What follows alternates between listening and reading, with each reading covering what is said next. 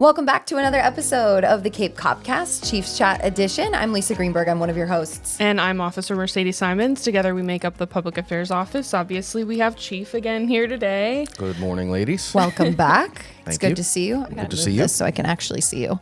How's it going? How's your week been? Good. Been busy, like you guys too. Yeah, absolutely. It has been busy. A couple things we did want to talk about, though. We are seeing some successes, some wins with our department in different types of technology that we're getting to better our work here. And a lot of that is coming from forfeiture money. So we thought it'd be a good opportunity to kind of let the public know what is that and how we're using it. Sure. Well, 2 nights ago, Wednesday night at the city council meeting, I had an item on the agenda where I asked to be able to use some forfeiture money to buy just what you said, equipment for the agency to make us better.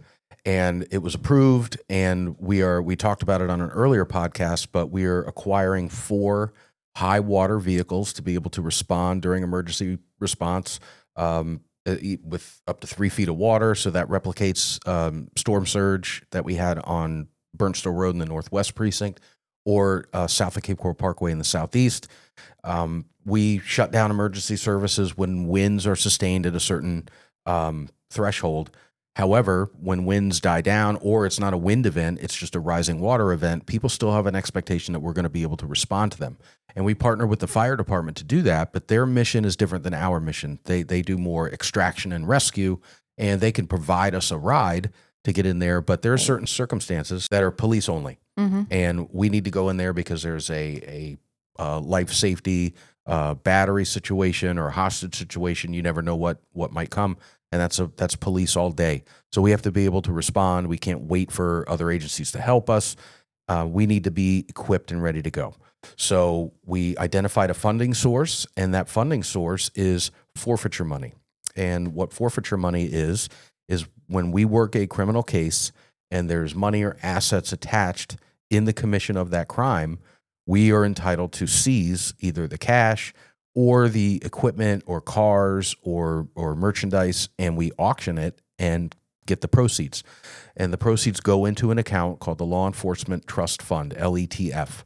And statutorily, you are allowed to use that money for equipment, for anything to help in a protracted, long investigation, drug prevention and youth programs. That's on the state side. So if it's a state case and you have asset forfeiture or seizure, then it falls under the laws of state.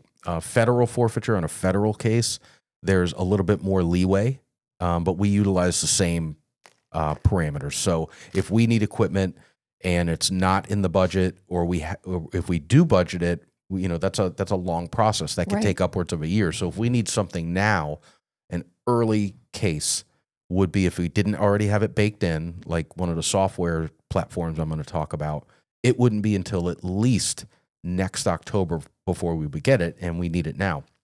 So the second piece of equipment that we got Wednesday night was a forensics accounting program. And basically what it is an AI version of a forensic accountant firm.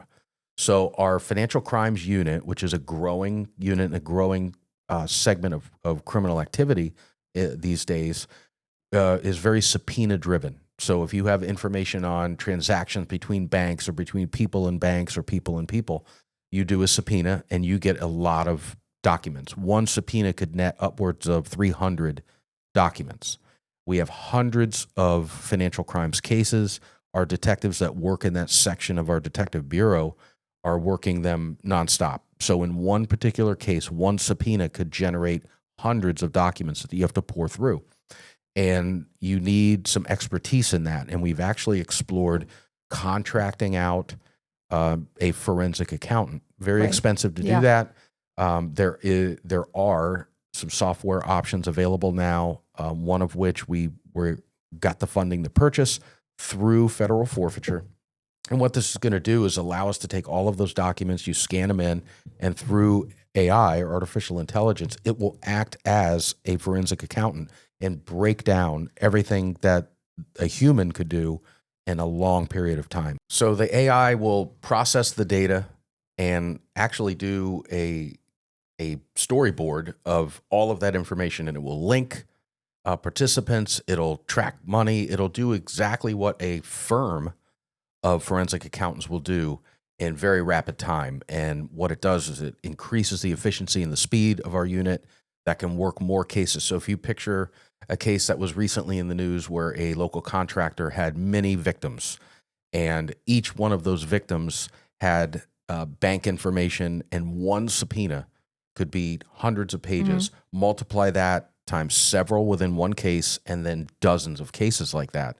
When you're a victim waiting for information, that speed is so valuable, and we were able to do that. And we purchased that software and those high water vehicles through criminal forfeiture seizures. I think a lot of the public doesn't realize. They think we just take that money and it goes in someone's pocket or something. The naysayers might think that, but it's really put to good use to help better serve our community. Right. You cannot use it to supplement a failure in your own budgeting.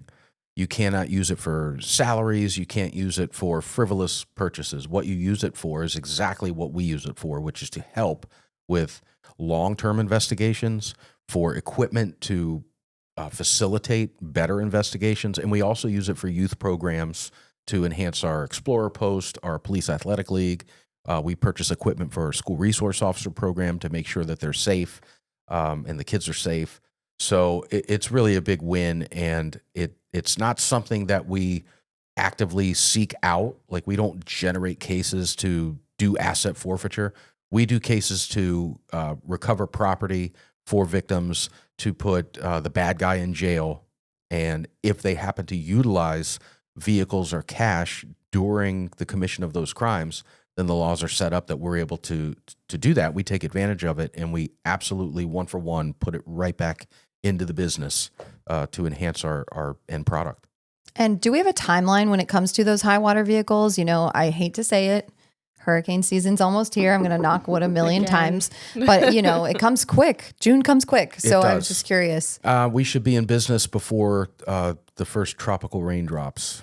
Good. That's the plan. May. Wait, is hurricane season May or June? June 1st. June 1st. Okay, yeah. I was right. I was right. We have the But Hurricane May, Expo coming up, the reason too. you say May is we start beating the drum in May that this is what you need to be prepared for, because that's a nice little dovetail that we have so many people in our organization, but we onboard people, all the time.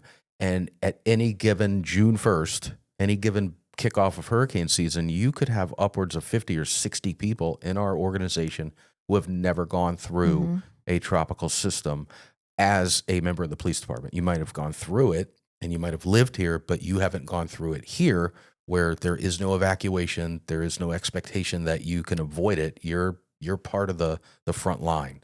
So absolutely, that's part of our resiliency as a city, and in particular at the police department, is to have the equipment and be ready to respond when needed. And the clock is ticking on hurricane season 2025. Hopefully we don't need the vehicles this season. That's what I'm going to hope for. I hope there's show and tell at events. Yeah, right. We had a rough enough year last year that I don't really feel like we need to do a whole repeat of that whole season. Be prepared for anything, and you'll be ready. Exactly.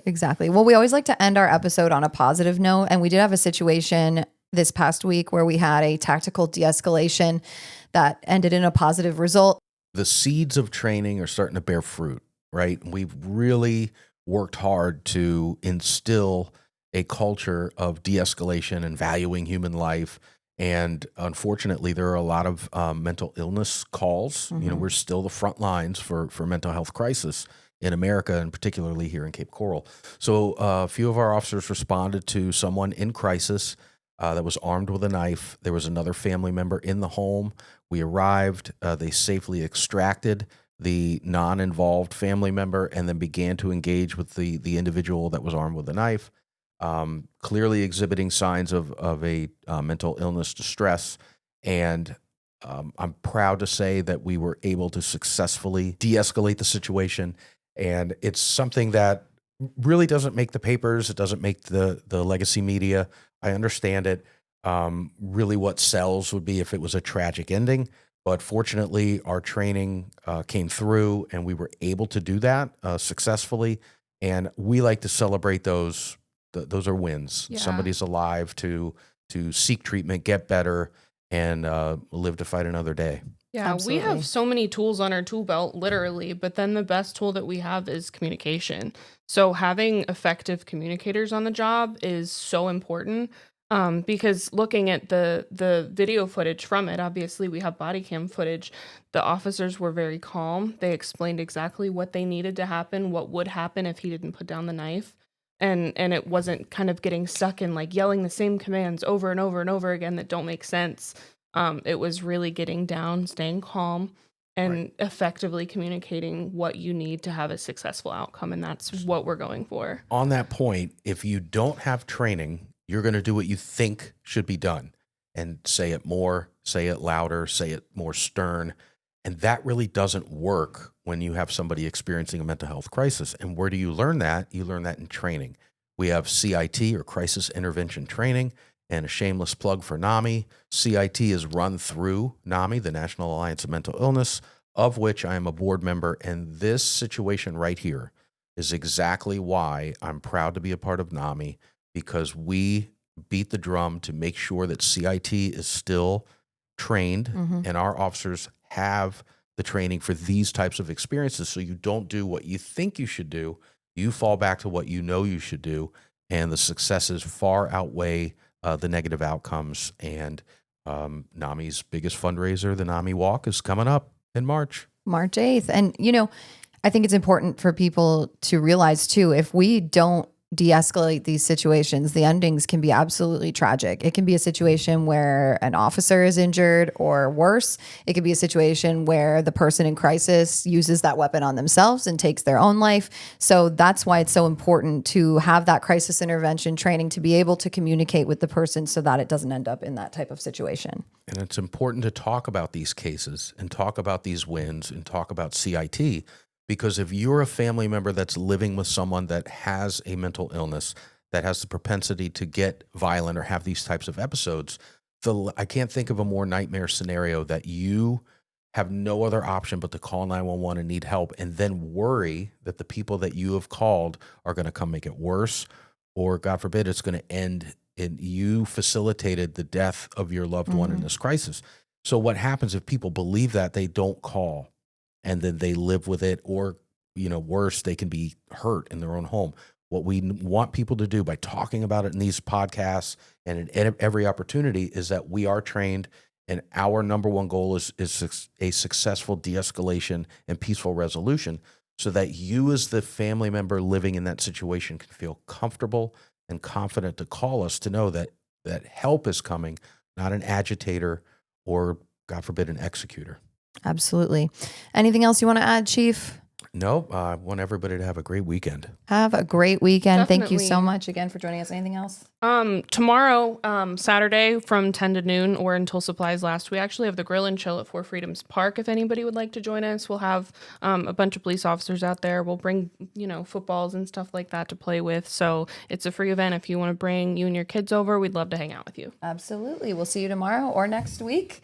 Have a good one. Catch you next time. Stay safe. Thank you for listening to the Cape Copcast, where we dive into the heart of the Cape Coral Police Department's safety initiatives, community relations, and the insightful stories of different officers that make up our department. Please like and share our podcast. If you have feedback, you can email capepdpao@capecoral.gov. And remember to follow us on social media. Our handle is @CapePD on all major platforms. Stay safe, stay Cape.